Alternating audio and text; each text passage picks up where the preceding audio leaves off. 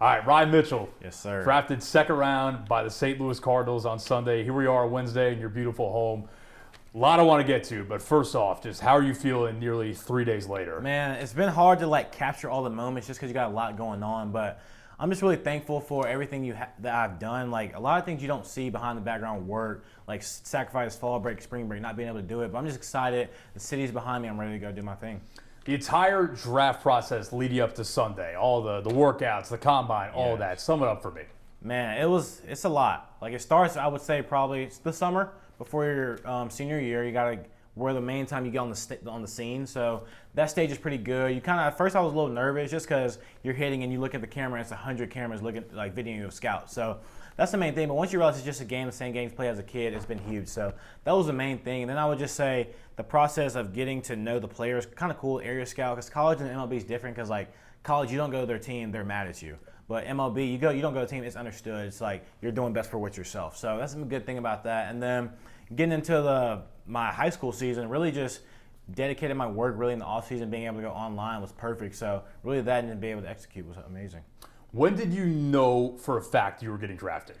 Man, I would always second guess myself, just because you don't want to jinx yourself. Easy to, right? Exactly, very easy. So I would just say probably after the season, during the season you get the buzz, you hear a lot of good things about yourself, but teams could be flawed and teams could be playing games. So really once you get to the combine, everyone's talking serious, really for real, like money, draft picks and all that good stuff. I really knew I was I'm sitting in a good spot.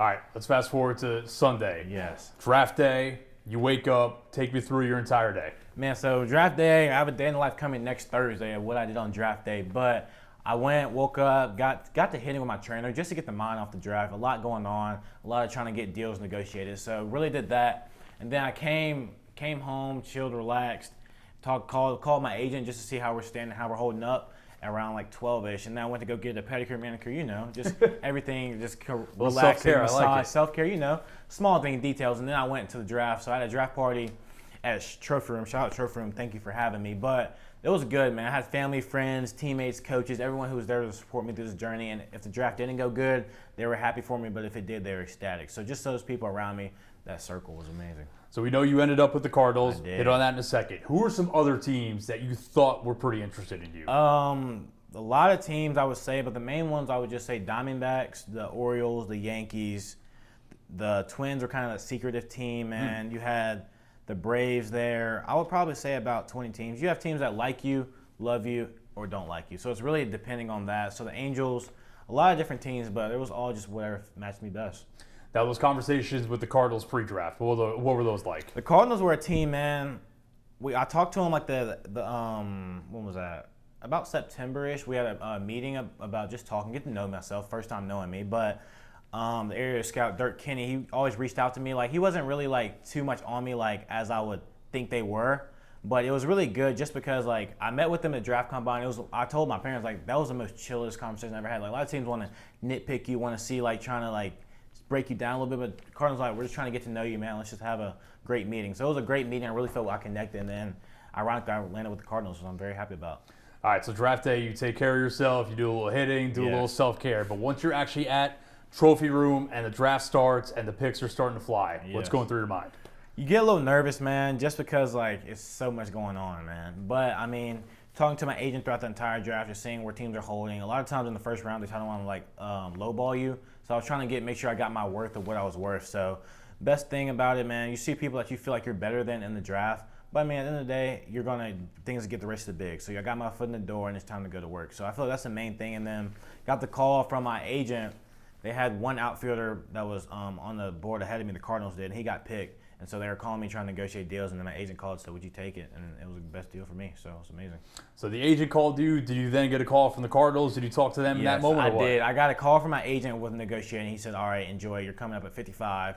Just embrace the moment. And then after the Cardinals called me just to congratulate me, welcome me, and then they said they'll send me out to itinerary to get out there. So I'm excited. The emotions in that moment, what was describe it? I kind of was I was excited, man. Just hug my mom and dad. Just the people have always been there for me. Just thanking them for just sacrificing time and all that good stuff. And then I got up and just looked, and I was just in shock. I saw the TV. I was like, that's me. That's me on TV.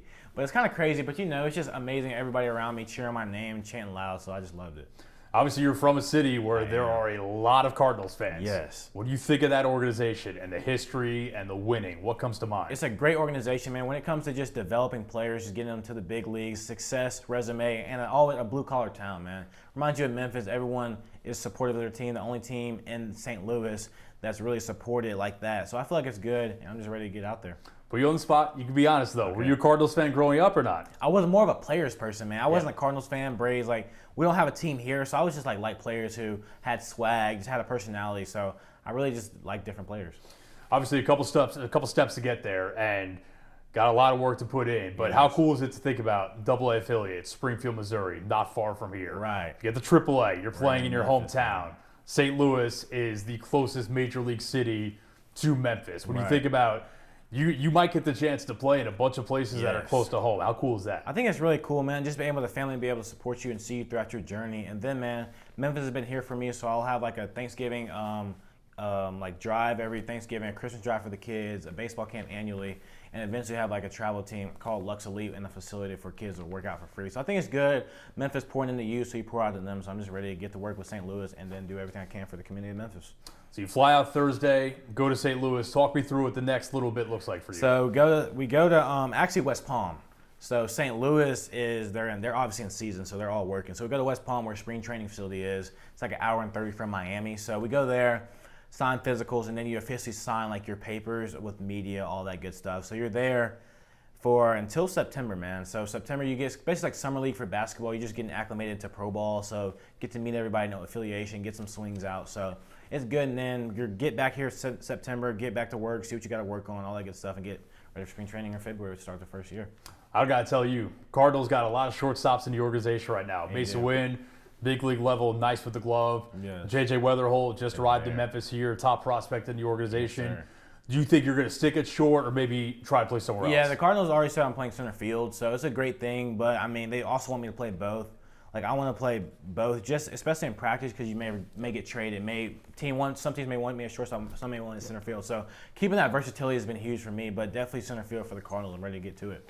When they talk about your scouting report and call you like a raw, athletic, toolsy prospect, yes, sir. What comes to mind for you? Does that motivate you? Does it excite you of like what you can become with enough work? I would feel like it's definitely a thing. I'm grateful for everybody who's like rated me and all that good stuff. I feel like you just don't know the player unless you've seen them. Like half people rating you don't even see. They see videos of you. So I mean, how can you give a clear like representation of what a player is if you've never seen them in person? So I feel like a lot of things are underrated, but I'm just thankful for everyone who's gave me a look.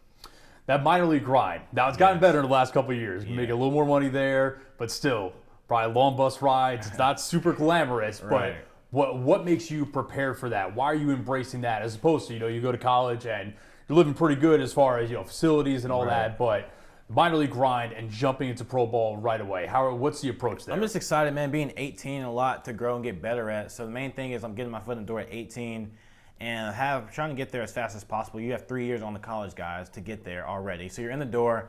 I mean, food, everything's paid for. And a lot of people don't understand, like, it's way better. We get luxury apartments to stay in. So everything has got way better from the stories you hear back in the day. But I think it's a good opportunity for me. And then college, best thing about it is people don't understand that you still can go to college, you get your education, so everything's paid for and all that good stuff. So that's the main thing. You get to play for professional ball in the offseason, do some classes if you want to get your degree. So I feel like it's the best of both worlds.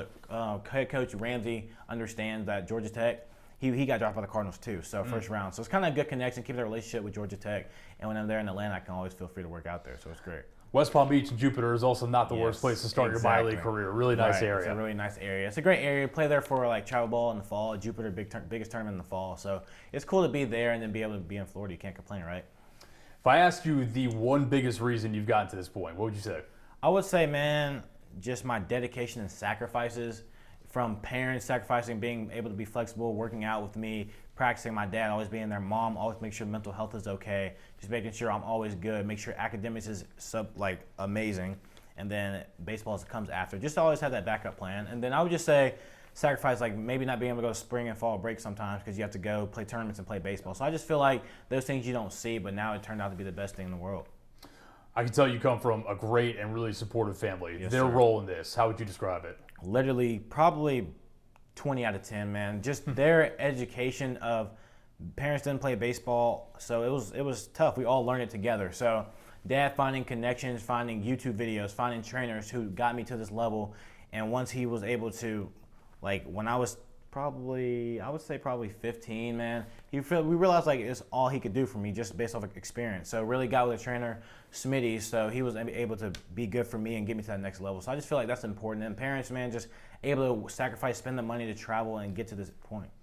You said you were a players guy. I actually didn't ask you. Who was your favorite player? Who has been your favorite player growing up? I would say Jazz Chisholm or CJ Abrams, just because personality, man, just getting able to show yourself. And also, I always look like they're having fun. Jazz Chisholm played multiple positions. CJ Abrams is a long athlete, reminds me of myself. So just people that show personality in the game, I always feel like they're having fun. We'll excuse Jazz for his home run derby performance the other night. Man, that was sad. But, you know, he's a guy, the power has to be supplied. So they throw it, he's hitting it. But a guy throwing 45-mile-per-hour BP, it's going to be tough for him. Yeah, no, both those guys are really good players, too. And like are. you said, athletic, left side of the infield guys as well. Sir. What's going to drive you now? How do you keep the fire lit? Man, a lot of things. I would just say, first of all, just seeing players that you feel like you're better than got drafted before you, man. So I feel like that's the main motivation. Wearing number 18, there was 18 shortstops, center fielders drafted in front of me. So I feel like that's the motivation. It's a race to the big. So we're all in the door. So now it's time. Let's get it. So that's the main thing, man. And just always just enjoying the game, just motivation. I love the game ever since I've been playing it. So yeah. I'm going to end on a fun one, and I'll give you the open mic if you want it. But you don't quite have generational money yet, but you got a nice little chunk of change for an 18-year-old. Do you have a purchase in mind that you're going to spend that on? I already got these chains and bracelets, but I'll probably get a car and that's it. Just save and invest and run it up some more. So I feel like just the main thing is stick on baseball, work everything out, and just be smart with it. And hopefully the generational money comes down the road. Yes, sir, no doubt. Ryan, that's all I got. Anything else you want to throw in before we let you go? I would just say I have a lot of different things for Memphis, like I said. So just stay tuned. Clothing brand coming out in September. So get everything going, and it's going to be fun. So thank you all, Memphis, for having me, and let's do it. Go Cardinals.